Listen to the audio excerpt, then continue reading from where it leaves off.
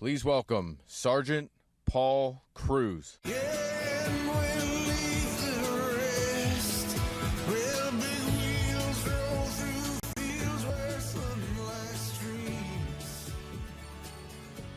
What's up, Miami?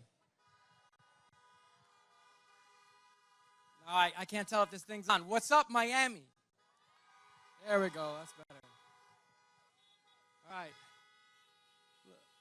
I'm not up here running for anything. I'm not here trying to score any points. I'm up here because I actually believe in this message, because I actually believe in this campaign and the possibility for our future, for our children's future, for the United States of America. My name is Paul Cruz. I was a sergeant in the U.S. Army. I'm Puerto Rican. Yeah! Boricua! I thought I was bringing the BX to this house, but Joe brought it first. Fat Joe, that is. So, I'm originally from the Bronx, but my family, here we go, my family moved us down here when I was 9 years old. So I was raised in Dade. I think that goes without saying that I'm a Heat fan. Here we go. Where are the Heat fans at? Yeah! We almost took it. We did. We did. But I grew up in the south part of Miami, a place called Ghouls. Everybody out there heard that. Where's Ghouls at? And now I live in Homestead with my wife, my beautiful wife, Sylvia, and my two boys, Eli and Ren. My wife is Cuban, Colombian, and Mexican. So when people ask me, what does that mean for my kids? I tell them they're confused. I believe there's no place like Miami. Miami is not just a location. It's not just a city. It's a vibe. It's something you feel. It's in the music. It's in the way we talk to each other. It's the way we act with each other. And that's why Senator Harris is back here in the 305. Yeah. I graduated from Miami Southridge Senior High School. I was a Spartan. I went to Miami-Dade College. And then I enlisted into the U.S. Army as an intelligence analyst. The neighborhood where I grew up prepared me for my military career and for all the things I've done in my life. There was a code on the streets. We always looked out for each other. The same was true when I enlisted. During the last 3 months of my active duty service, I was in charge of conducting military funerals. I had the difficult privilege of having to give a folded American flag to a daughter who had lost her father. There's nothing you could tell this girl, nothing, about their parent being gone, though that sacrifice was not in vain. President Trump does not understand that. There we go. He does not get it. He doesn't understand what it's like to live on the tough streets. He doesn't understand that code or the code amongst those who have served. He doesn't get the Latin community. He doesn't even consider us citizens of this country. I'm from a multi-generational military family. Latino history is American history. George Lopez, 1 week ago, reminded me the other day that Latinos have fought in every war since before the United States gained independence. Our native and indigenous history is part of the tapestry that is the American dream. My family has served in nearly every branch of the military and the U.S. Armed Forces, and every major war since Korea. To think that someone, especially the President of the United States himself, would call those who served suckers and losers, or ask what was in it for them. It is incredibly disrespectful to every person who has ever worn that uniform, to every person who was the child, mother, father, or brother, and every person who has ever said thank you for your service.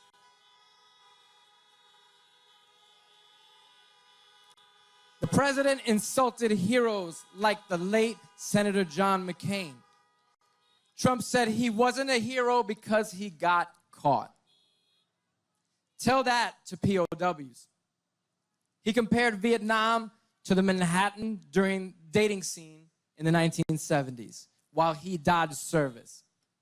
President Trump doesn't understand what it means to do something that is more important than himself. This country is more important than him. It is more important than me. And coming together is what's important. Joe Biden and Kamala Harris are unifiers. Joe Biden's son was one of us. Beau Biden and I deployed at the same time in Iraq. And it takes a lot to send your child off to war. Joe Biden understands that. He understands that decision and that sacrifice. He's experienced loss, and through that loss, growth and perspective. Thank you. While I was deployed, we were visited by Vice President Joe Biden. He arrived under fire, and it was my job to ensure that he arrived safely. That meant, unfortunately, that I wasn't able to take pictures or shake hands, although my friends did. And he took the time while we were experiencing the most challenging time of our lives, and that meant everything. And while I never met him personally, I felt kinship with him. Knowing that Joe understands what we went through and that his son understands that made me feel as though I knew him. I believe in him, and I believe in Kamala Harris. I believe they are the ticket for this time because, as I said, they are unifiers. Senator Harris believes that the government works for the people, that the government works for us, for you. And I dropped my paper. That was a nice recovery. But in all seriousness, they understand that this country is more than just you or me. It's about all of us together. And now, I have the distinct privilege and honor of introducing the next Vice President of these United States, Senator Kamala Harris.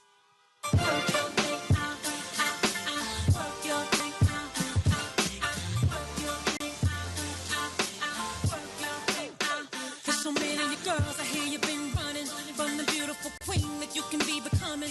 You can look in my palm and see the storm coming. Read the book of my life and see I've overcome it. Just because the length of your hair ain't long, and they often criticize you for your skin tone. Wanna hold your head high cause you a pretty woman. Get your runway stride on and keep it going. Girl, live your life. I just wanna be myself. Don't be yourself. Follow me, follow me, follow me. Girl, be yourself. That's why I be myself. And love it. Let them get mad. They gon' hate anyway. Don't you get that? Doesn't matter if you're going along with their plan. What's up, Miami? Can we hear it for Sergeant Paul Cruz? Man, he's so good. Where are you? I want to know what you're going to run for. Where is he? What an incredible, incredible leader, American leader. I want to congratulate and thank all the leaders who have been a part of today. Congresswoman Debbie Mercasel-Powell, thank you for welcoming us to your district. Magdala Orioles, Fat Joe, Jose Andres, and of course, Sergeant Paul Cruz. Thank you all. There's the Congresswoman. Thank you all. Okay, you guys ready to do this? We're gonna do this. We're gonna do this. And let me just start by saying, I know there's been, folks on the other side trying to question the values that Joe Biden and I have. So let me just be really clear, Florida. Joe Biden and I are proud, patriotic Americans who share the values with the vast majority of the American people who want a president of the United States who speaks truth, who uses that platform not to beat people down, but to lift people up.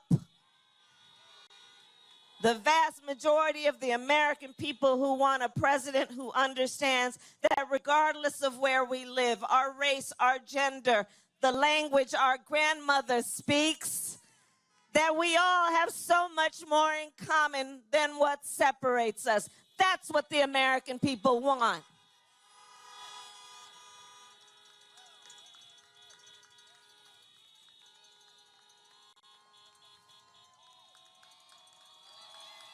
That's what we want. So there's so much at stake, guys. So much at stake. And Florida's been so hard hit. I think that we're dealing right now with 4 crises that have all happened at the same time. We're dealing with this coronavirus, this pandemic, right? Which at this point has killed over 225,000 people in just the last several months. People who tragically, in many cases, were alone because of the nature of the virus, couldn't have family with them to hold their hands in their last hours and minutes on earth. This pandemic that has afflicted 9 million people in our country, who, by the way, will likely experience long-term health impacts. Doctors are talking about things like lung scarring. We are looking at a moment where there has been such tragedy in terms of loss of life, a mass casualty event that could only be compared to World War II. And here's the thing. The President of the United States, who is also the Commander-in-Chief, and it's important to point out, everything Sergeant Cruz said about the responsibility that comes with what we give that person to become that, including that their first priority should be the health and safety of the American people. But what do we have in the guy who's currently in the White House? On the issue of this pandemic, thanks to a guy by the name of Bob Woodward, we know he knew back on January 28th that this virus could kill people at 5 times the rate of the flu. We know he knew that it would impact people of every age. He knew it was airborne. And what did he do with that information? Right, sister. He covered it up. He didn't tell the American people. Can you imagine, as a parent, as a teacher, as a small business owner, what you might have done had you known on January 28th what the president knew? What you might have done? Because here's the thing, even before the pandemic, far too many Americans were working 2 and 3 jobs to put food on the table and pay the rent. And by the way, in Joe Biden and I America, nobody should have to work more than 1 job to pay the rent and put food on the table.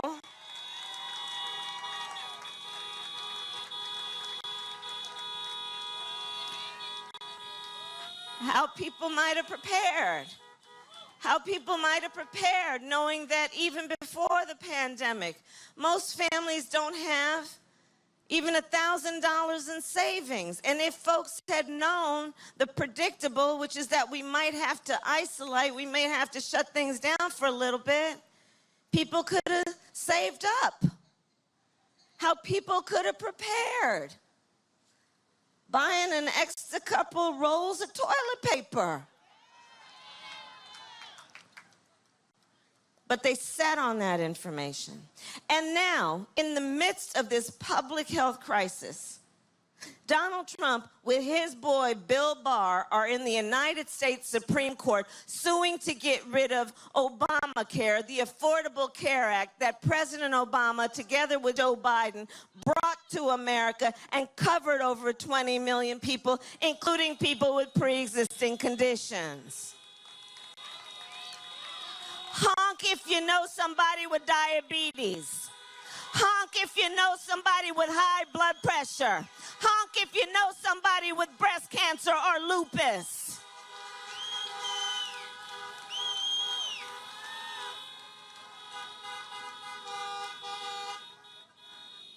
And they're trying to take it away. So there's a clear choice in this election because you see, on the one hand, there's Joe Biden who says, we're going to expand what we did in creating Obamacare. We're going to make sure we bring down the cost of premiums and prescription medication. We're going to bring down Medicare eligibility to age 60. We're going to deal with the fact that when we're talking about health care, the body doesn't just start from the neck down. It includes the neck up, and that's called mental health care.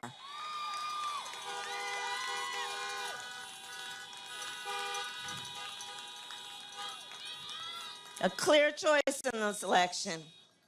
A clear choice. This pandemic has resulted in an economic disaster that is being compared to the Great Depression. Over 30 million people in just the last several months have filed for unemployment. Here in Florida, 1 in 9 households is describing their household as having been hungry. Here in Florida, 1 in 7 households is describing having a difficult time or finding it impossible to pay rent.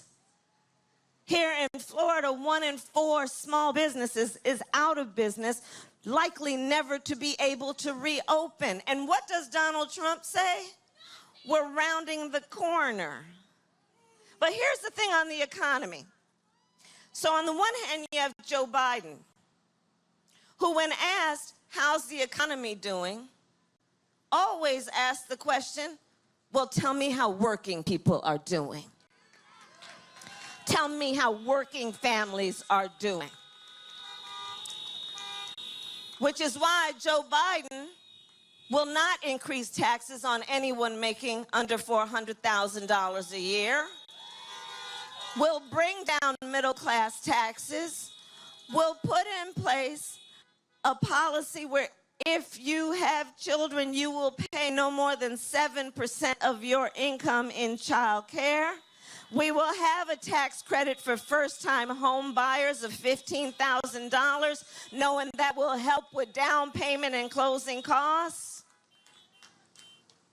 And on the other hand, you have Donald Trump, who when asked, yes, baby, who when asked about the economy, asks, well, how's the stock market doing? Asks, how are rich people doing? Which is why, as one of his first orders of business, he passed a tax cut for the top 1% and the biggest corporations in America, which will cause us to have to deal with a $2 trillion deficit. Well, with your help, Florida, over these next 3 days, when and God willing, if we win, Joe Biden and I are about to get rid of that tax cut and invest that money in working people. Invest that money in building back up our infrastructure, repairing our roads and bridges, investing in renewable energy and the creation of millions of jobs, investing in our students who come from families that have less than $125,000 so you can go to a 4-year state college free or an HBCU free.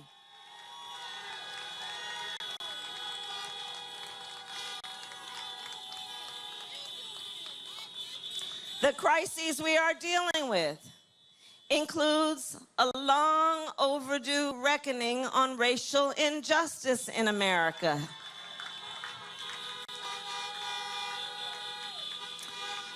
And on the one hand, you have Joe Biden, who, being a student of American history and having the courage to speak truth, can say and speak the phrase, Black Lives Matter.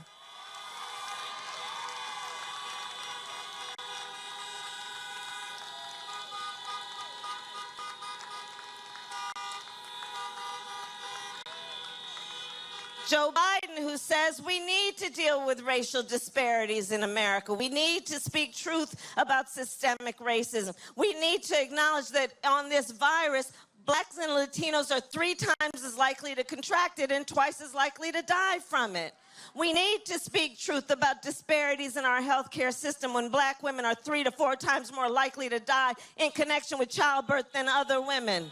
We need to speak truth about a criminal justice system and reform that system and decriminalize marijuana and expunge the records of people who have been convicted of marijuana offenses and shut down private prisons and end cash bail, because it is not only a criminal justice issue, it is an economic justice issue.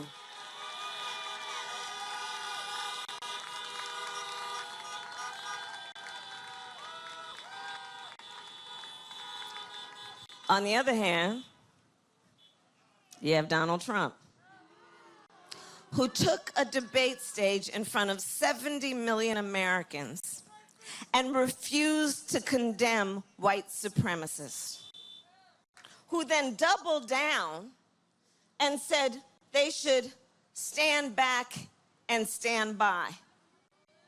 And let's be clear, this is part of a pattern, because remember, he came in office questioning the legitimacy of the first Black president of the United States. Remember, on the issue of Charlottesville, where folks were peacefully protesting racial injustice, one young woman was killed. And on the other side, there were a bunch of neo-Nazis wearing swastikas, carrying tiki torches, spewing racial and anti-Semitic epithets. And the President of the United States said there are fine people on both sides. A president of the United States who came into office calling Mexicans rapists and criminals, put as his first order of business a Muslim ban in effect. We don't want that in the president of our United States. We deserve better.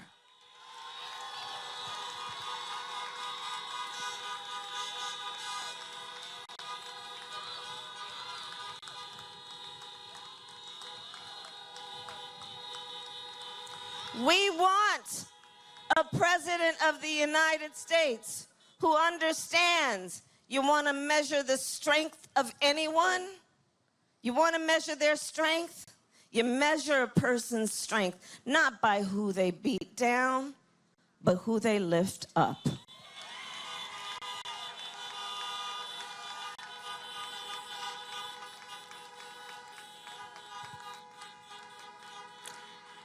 And we are in the midst also of a climate crisis. It's hot. And it's getting hotter. A climate crisis. You know, I come from California. The wildfires have been just burning up the West Coast, from California to Oregon and Washington to Colorado. You know, I've met families and met with families who had to evacuate. They lost their home, permanently lost their home. I've met with firefighters who were fighting the wildfires while their own homes were burning. In fact, my brother-in-law's a firefighter. You know, in the Gulf Coast states, you all know that, the storms that have been hitting. Do you know we've had 5 named storms just this year? And we name a storm because it's that bad that it should actually be acknowledged with a name. That's how bad things are. And so Joe Biden says, hey, we need to deal with the science. We need to embrace the reality and the urgency and the immediacy of this issue. We need to understand it is not only an existential threat to us as a species, It is something that transcends into civil rights and human rights issues when you know that of all the people in our country who live in poor air quality zones, 70% are people of color. He knows that when we're talking about water as an issue, we think of places like Flint. And Joe says, let's deal with the science, but do it in a way that we also see an economic opportunity for the creation of jobs. Investment in renewable energy, investment in solar and wind.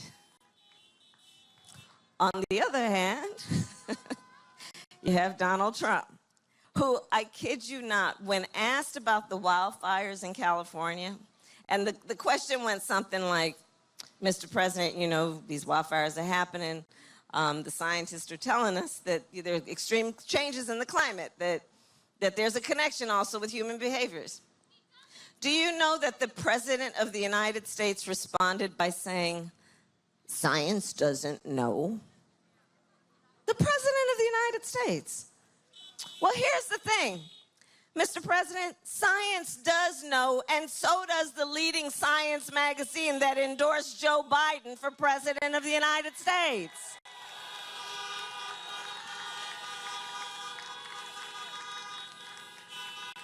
So, there's a lot going on, and we got 3 days to get this done. And so let's talk for a minute about voting.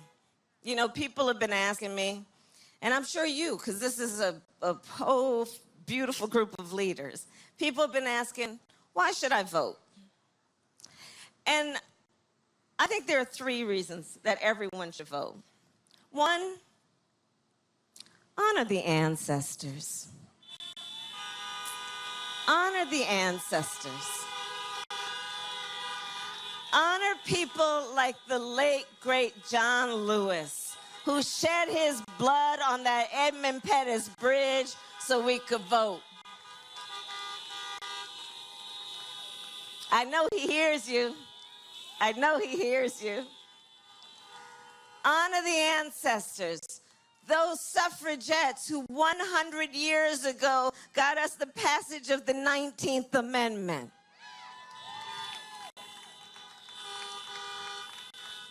But let's always speak truth. Black women couldn't vote until 1965, so there is that.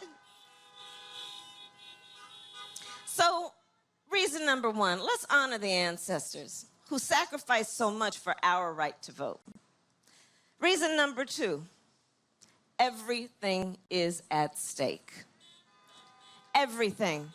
Everything we just discussed, including creating a pathway for citizenship for our undocumented immigrants, renewing our promise to our dreamers with DACA, shutting down private detention centers, reuniting 545 children with their parents who the United States government orphaned.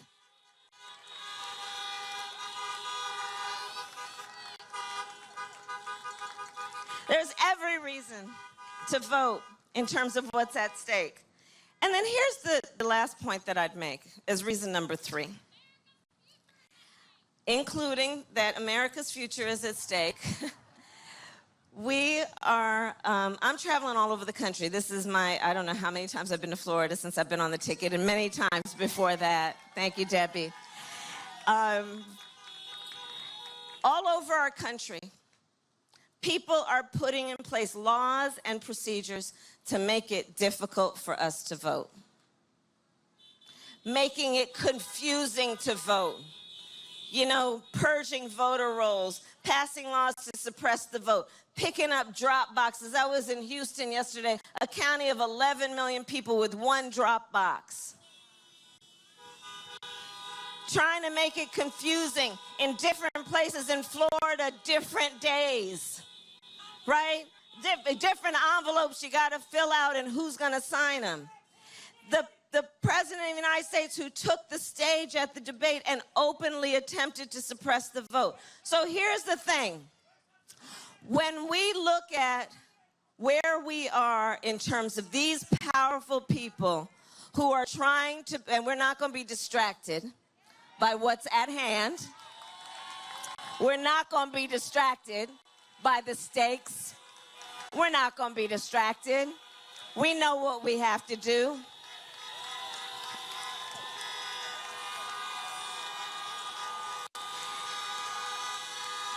And so, here's my point. Here's my point. You gotta ask, why are these powerful people trying to make it so difficult for us to vote? And I will tell you, I believe the reason they're trying to make it difficult and confusing for us to vote is because they know our power.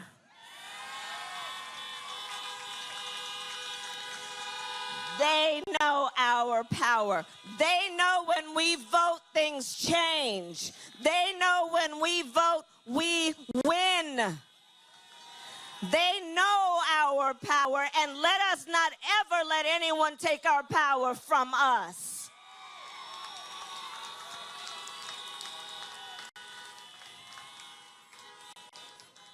And so my last point, Miami, is this. This moment will pass. And years from now, our children, our grandchildren will ask us, where were you at that moment? And what we will tell them is so much more than just how we felt. We are going to tell them what we did. We are going to tell them we organized, we mobilized, we stood in line, we emailed and texted and called everybody we knew multiple times till they got sick of us, but we knew they'd get over it. And we will tell them we elected Joe Biden, the next president of the United States. Thank you, Miami. Gracias.